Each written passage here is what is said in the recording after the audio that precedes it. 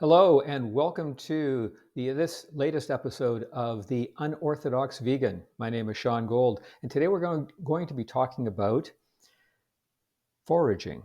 Foraging and shopping. Both of them are very related. It's how you get your food and where you get your food from. First off, I'm going to talk to you a little bit about some foraging that I was able to do this morning, and that is picking apples. I was able to pick some apples in a little forest just over here. It's connected to our complex, and the apples are there in a public area, which is really great. I thought they would be all gone, but I went out there and got some today. So I'm going to show you some videos about that, and I'll also show you a little bit about how I was able to do that. One of the cool things I was able to utilize was a pole that I had used for, which had a brush at the end of it. I removed the brush, just unscrewed the brush, and screwed on a 2-liter bottle, pop bottle. Cut a pear-shaped hole in it, roughly, near the upper middle, and I was able to use that to reach up, attaching that bottle to the top of the pole, be able to reach up to 16 feet, because it's a very long, extendable pole, and pick apples off of a tree. So I'll show you how I did that in the first few videos, and then I'll show you some of the results of that picking of apples. Next, after that, I'll be showing you a little bit about how to do some shopping. And I'll talk about why I do the shopping the way I do. So hopefully you'll get a better idea of how to do that. It's a great way to save money, and it's a really good way to make sure that you've got emergency supplies on hand at home. Finally, what we'll be doing this morning, or in this episode, is what we'll be making a little bit of an applesauce out of the apples I collected. Now, some of the apples are great just for eating the way they are, but I'm going to plan on making a very simple applesauce for you. You ready? Well, let's go.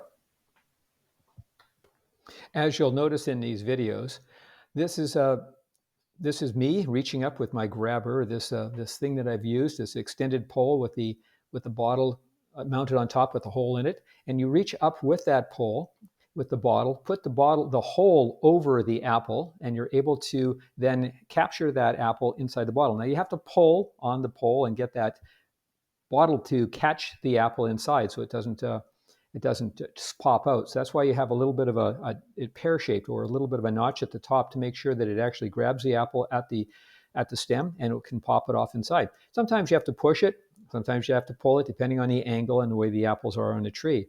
And I was able to find lots of apples in our neighborhood. This is an amazing little thing. The little neighborhood apple trees, several apple trees over there, and they still had some good viable apples on them. Unfortunately, the rest of the neighborhood doesn't seem to use those apples, and so a lot of them end up on the ground rotting, and that's a waste. And to me, if you know, I really hate wasting food. I think it's an absolute sin to throw away perfectly good food. But I don't pick up the apples off the ground because I don't know how long they've been there and what's crawling inside them and all that kind of stuff. I try to take the apples off the tree, and I do watch them carefully, wash them, and make sure that there are no bugs in them when I go to cook them and eat them. In addition to foraging for apples, you can also forage for really good buys on produce at local supermarkets. Now, Flash Foods is one of the many types of services that are offered through a web app. You can download the app, order food online that they list as being available to purchase at a discounted price, and then go to the store and pick it up. Or in my local store just across the parking lot here, I can go, they have a table set outside, and I just take a look at the stuff that they have there. They have the prices marked on it, just pick it up, throw it in a bag, go inside and pay for it. Easy peasy. Of course, while you're in the store, you should not overlook the opportunity to buy some of the products that are good, that have a good long shelf life. My favorites are, of course, diced tomatoes, which I'll be using for many of my cooking recipes. And one of the things in particular will be for how to make your own barbecue sauce rather than using fresh tomatoes. Although you can use fresh tomatoes, I like the diced tomatoes. I also buy chickpeas, which we'll be using in episode 4. I'll be showing you how to make hummus. And that's one of the areas that I really love. Plus, you get the bonus liquid inside that chickpea can is an aquafaba, which you can use as a replacement for egg whites.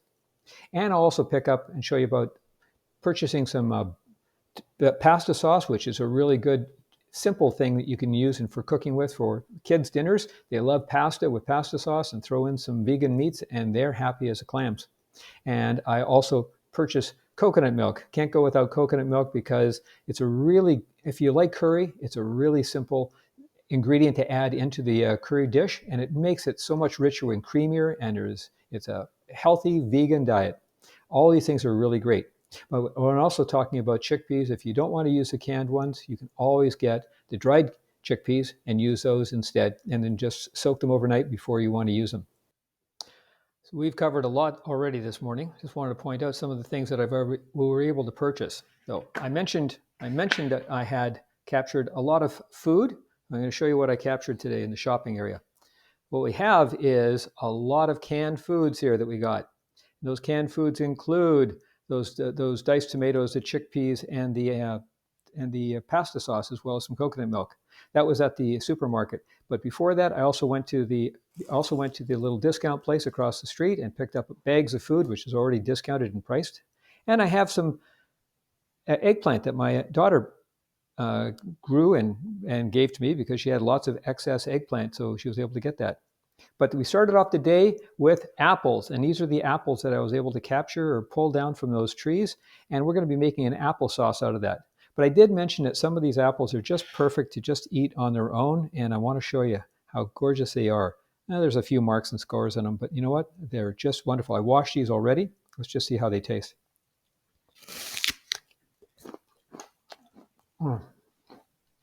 A fresh apple, right off the tree. Unbelievable. What I'll be doing with the rest of these, I'll be coring them, peeling them, getting rid of the bad stuff. Then I'll be chopping them up. We'll be making an applesauce out of that. Ready for that next part? Stay tuned.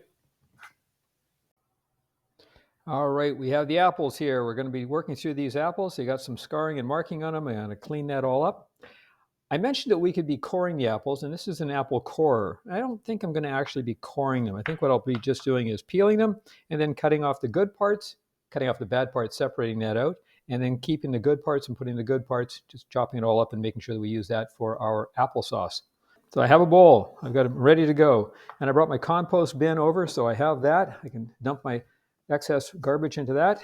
Now sometimes I use a bag, one of those compostable paper bags that you can put in there, but I found that I get a lot of flyers, and I can just throw the flyers in there and use those as to hold all the garbage, and I don't have to throw away some good stuff.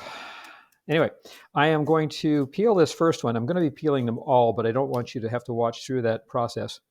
And I'm just going to be showing you how to do this very quickly. I like peeling apples. Reminds me of that episode or that movie of When Harry Met Sally, and Tom Hanks was talking about his late wife who used to be able to peel an apple in one long piece. And Meg Ryan, who was playing as future love interest, was also doing the same thing. So there was a automatic bond in that whole process.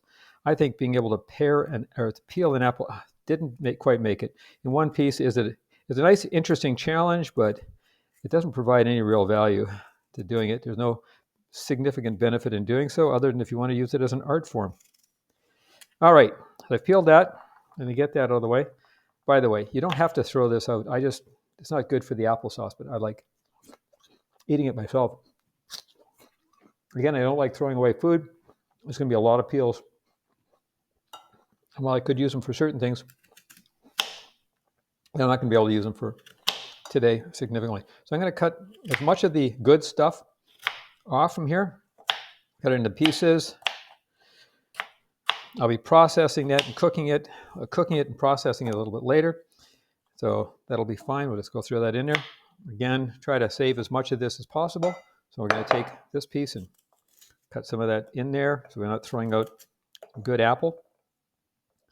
And, whoop, that one didn't want to stay.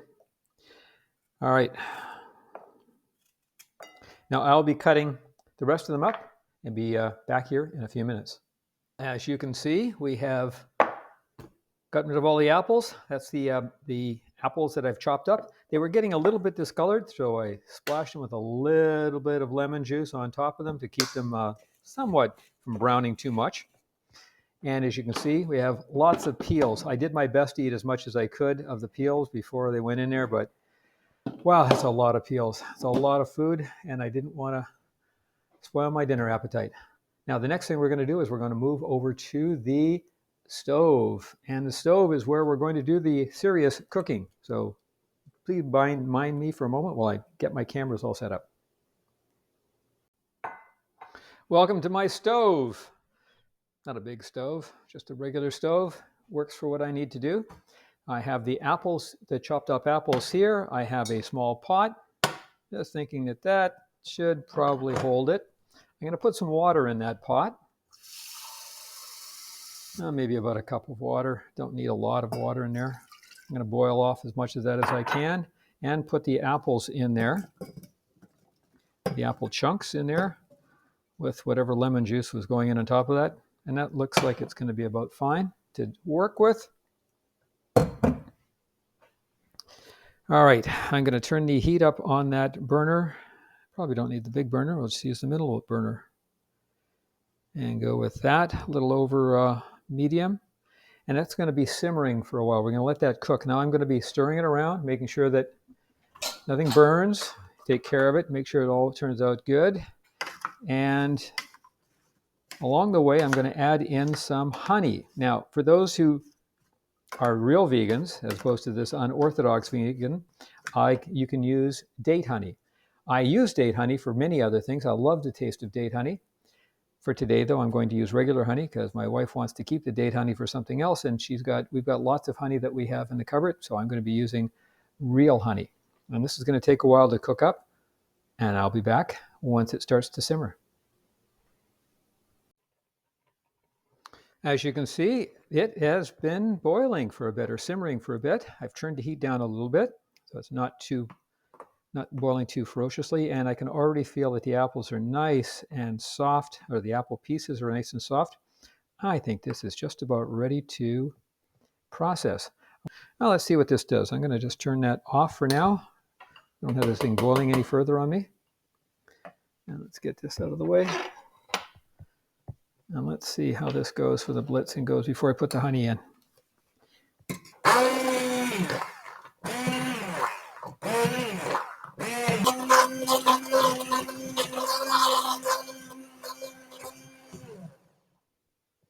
All right, that looks really nice, but it is nice and hot, so I'm going to be careful with that. All right, that looks excellent. Awesome. It's just the right consistency. I was hoping for that. It turned out really well. Now that we have the applesauce done, sort of, it's not quite sweet. And by the way, I forgot to mention that when I was peeling the apples and tasting them, of course, the tops of the apples instead of throwing them out, I noticed that there was a lot of different types of apples that were in that on the various trees. There are different flavors. There was everything from the Granny Smith to, I don't know what the other ones were, but there was ranged in sweetness and in tartness, and it was an interesting mix. And I'm just happy that there was a good mix of that. Now, I've already tasted this briefly. I did a quick test on it. It's very nice and sweet. Perfect apple flavor. Oh, it's just gorgeous. So I'm not going to put a lot of honey in there. I'm just going to put a little bit of honey in there. One of the things that I do like in my applesauce is cinnamon. So I'm going to be putting in some cinnamon as well. So I'm just going to be adding here, I don't know, about 2 or 3 tablespoons of wildflower honey. Right, just from a place just in the valley, just down from Vancouver, about an hour outside of Vancouver. And we go there a couple times and pick up honey. I've been there a few times. So I'm just going to stir that in there and let that go, get it all off the spoon. Oh, that is beautiful honey. And I'm going to put a little bit of cinnamon in. Not too much. You can always add in more cinnamon later, but I just want to make sure we have some in there because I love the flavor of cinnamon and apple. So let's probably put in a half a teaspoon or maybe even a teaspoon of cinnamon in there. And there we have this beautiful applesauce. And what do we use that for? Well, it can be used for a number of different things. And I make a vegan ice cream, which I'll be talking about in one of the further episodes or future episodes. I use bananas for making that. See, we have some chunks, and I'm going to be processing this a little bit more. Get some of that chunk out of there. And you can put it on top of that or just eat it cold out of the fridge, just as a nice little treat for the kids. Very healthy. I mean, a little bit of honey, not much, a little bit of cinnamon, and just apples that we foraged and caught or picked off the trees locally in our neighborhood. So It's an incredible, simple, and easy process to make, and a wonderful treat for the family. And that's it for this week's episode of the Unorthodox Vegan. Hope you enjoyed the show today and learned a little bit from it. If you want more information, please send me an email. Got it showing up on the screen right now. And otherwise, just go take a look at my YouTube channel, The Unorthodox Vegan. Take a look at it, see if there's anything you like. Appreciate the feedback. Bye, and till the next time.